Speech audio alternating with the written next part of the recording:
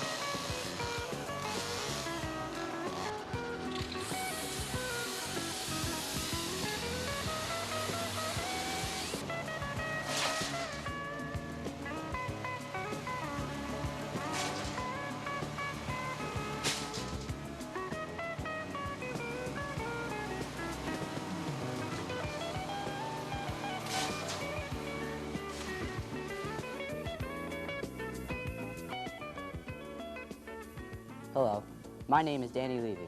I'm a 9th grader at Churchill Junior High School. I'm bringing you this week's comment on the Constitution. Did you know that during the time of ratification of the Constitution, only a small percentage of the population was allowed to vote? That's right, the land of freedom gave very few people the right to choose their leaders. No women or black people were allowed to vote, and white men had to possess certain qualifications. They had to pay taxes and own property, and in some states they had to be the correct religion. One by one, these qualifications were abolished.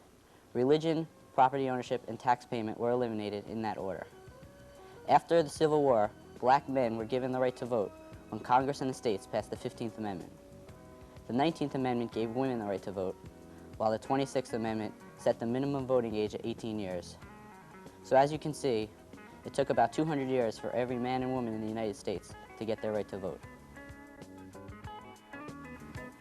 Hi, I'm Frick. Hi, I'm Frack. No, you're not Frick. You're really Karen Burke, and you're manager of the Divisions of Recreation. You're right. And this is Dolly Vasta. She's the coordinator of the Arts Commission. We're here to tell you a very special message about this coming Sunday evening at the community beach. Dolly? That's right. It's our arts update for the week, and we've got the Empire State Ballet Caravan coming in. It's a premier performance for this whole state.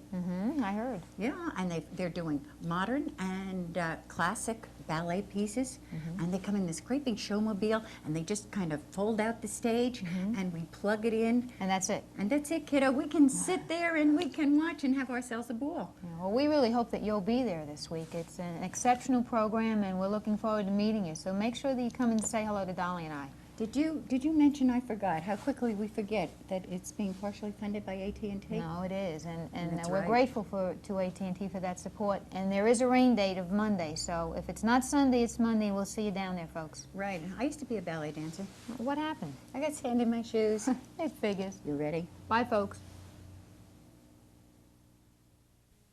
Walking the country on a Sunday afternoon. Go fly a kite or take a stroll beneath the moon. Throw a dart, look at art. It's good for the heart. Be in it today, live more of your life. A message from the NRPA and your local recreation and park agency. Hi, this is Pegi B, Howells, Middlesex County Agricultural Agent, and today we're going to talk about something that's becoming more of a problem than ever, and that's grass clippings. With changes in the law, people are going to have to recycle or compost their own grass clippings. Now, we have a lawn here that is somewhat of a problem. It's a typical lawn, but it's gotten a little bit too long. Generally, grass should be mowed when it reaches a height of about 4 inches. Now, this is 6, maybe even 7 inches long, and it really cannot be left with the grass clippings on the ground. If you mow it when it's only 4 inches high and cut it back to 2 inches, the grass clippings can just be allowed to lay on the grass. They do not contribute to a thatch problem because while thatch is made up of dead grass, it's made up of dead grass roots, not the clippings. But when it gets this tall and it lays on the grass, it forms a mat on the surface, and that can cause problems. Also, if you mow more frequently, things like this don't happen. This is a weed, a plantain, that's been allowed to go to seed. Of course, once it goes to seed, you get more weeds later on. More frequent mowing then reduces weed problems as well as allows you to leave the grass clippings on the lawn, which decompose and then go back to feed the lawn. So we're going to mow this lawn, and we're going to have a grass catcher on the mower so that you don't have to rake. Of course, that solves another problem. And we have a volunteer, and it's Joe Gilbert from the New Brunswick Parks Department who's volunteered to mow the lawn. So now, take it away, Joe.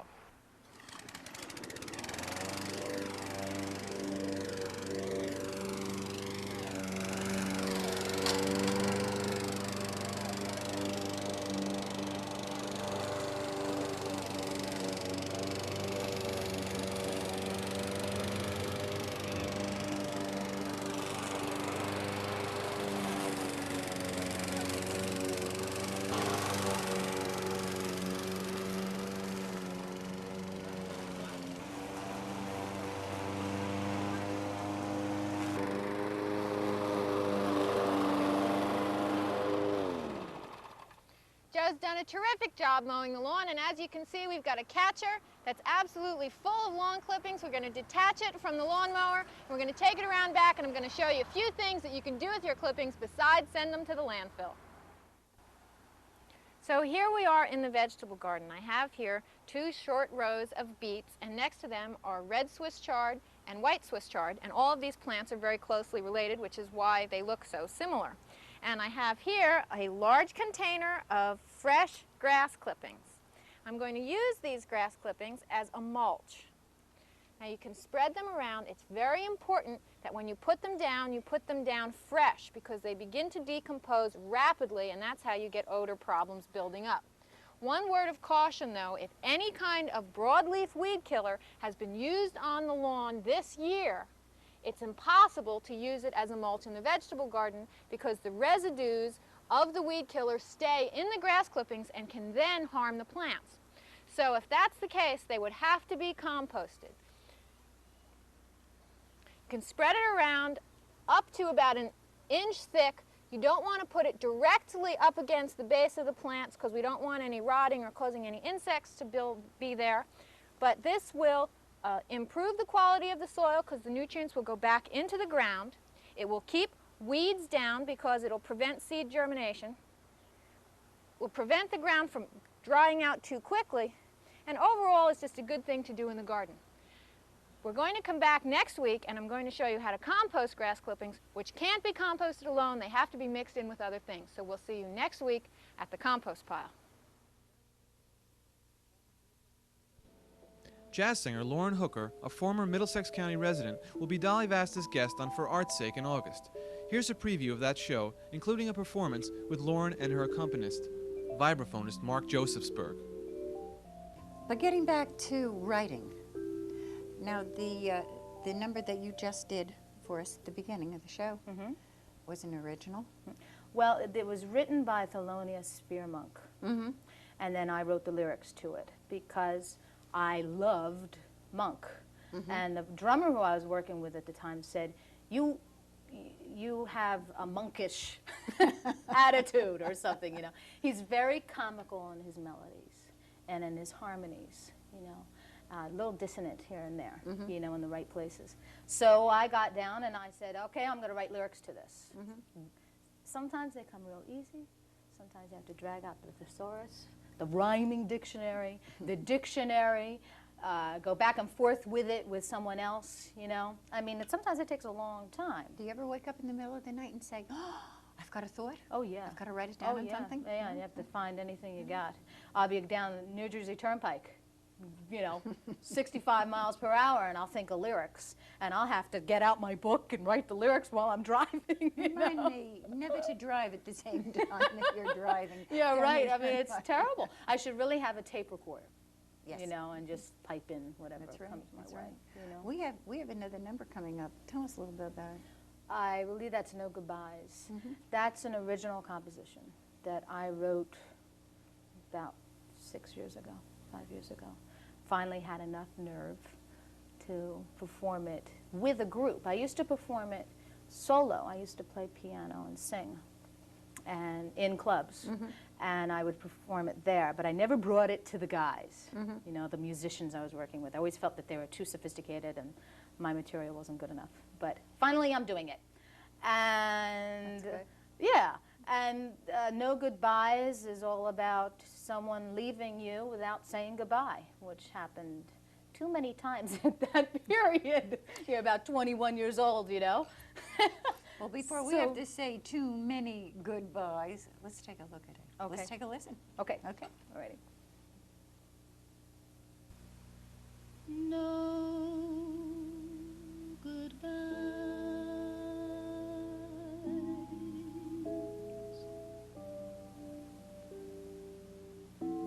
brings me no more sorrow.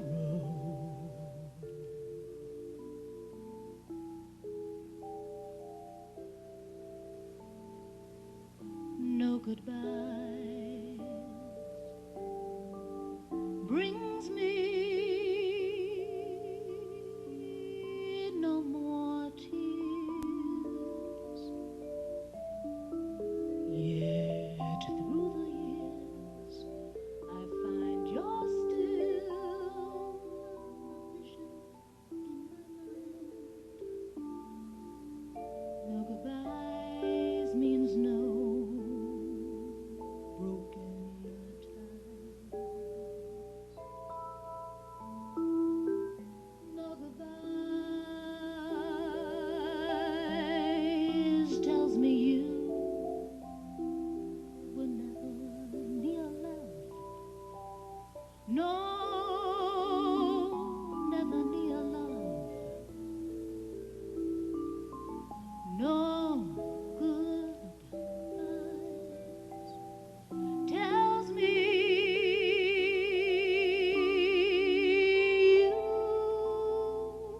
were never true. Or is it you who cannot face that cold and empty place? No goodbyes leave such empty nights.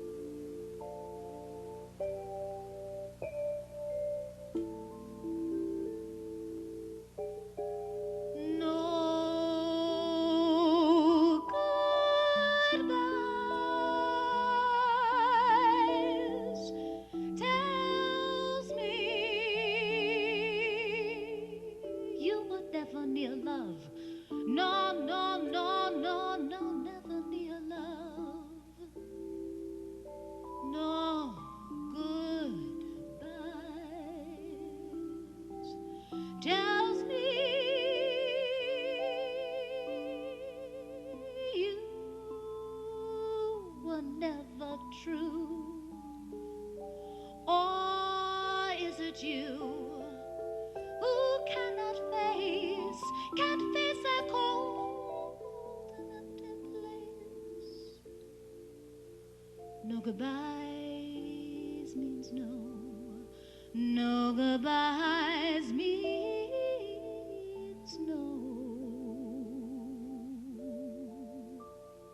no goodbyes means no broken ties.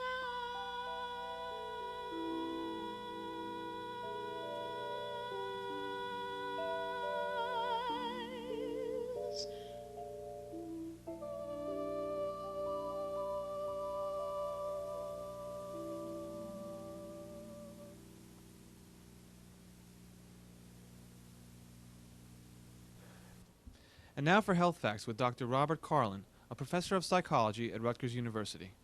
One of the most difficult and interesting questions in psychology today is how to help people lose weight. In fact, it would seem simple for people to lose weight. After all, we're in control of the muscles that control eating.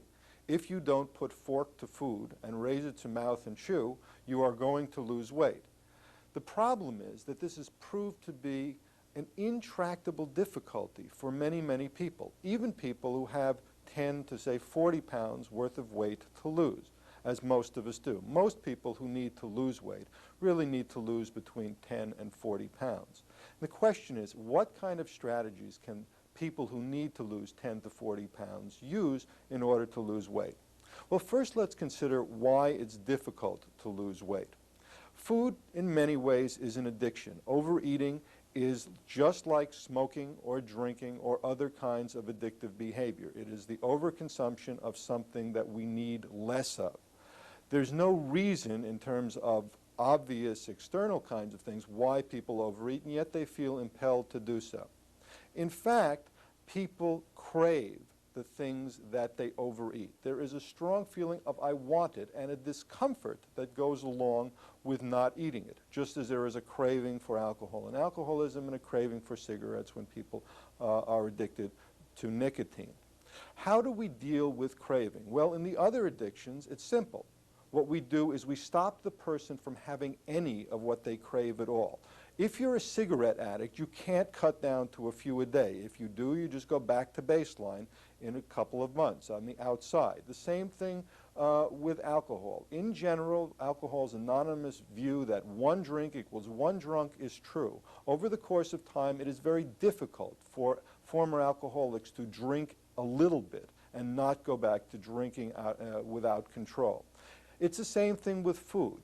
Why? Because we crave the things that we desire, and every time we imbibe or we eat, we in fact reinforce that craving. We make it stronger.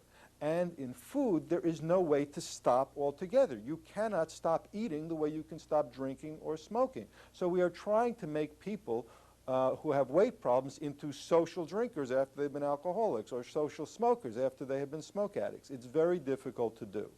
What's the trick? The trick is to avoid things you like. Don't eat the things you crave. Especially don't eat simple carbohydrates and fat. You've got to avoid the things that you really enjoy and not reinforce craving. I'm Dr. Robert Karlin, and this has been Health Facts.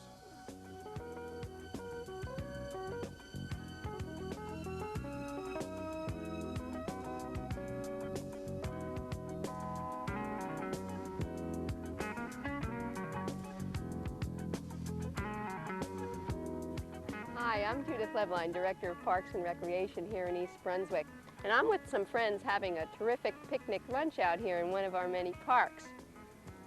They're eating all the food. We just have a problem here in the Parks Department that we need some help with, because there's nothing nicer than a picnic lunch, but if there's litter, or if some of the folks don't curb their dogs when they walk them out in our parks, it could be a problem. Not only is littering or the pooper scooper a law, it's also being a good neighbor. So why don't you help us out? Keep the parks clean so we can all have terrific picnic lunches. I have to get back. There's nothing left. I'm Adrienne Eisner, Director of the East Brunswick Consumer Affairs Office. There has been a dramatic increase in injuries and deaths associated with ATVs.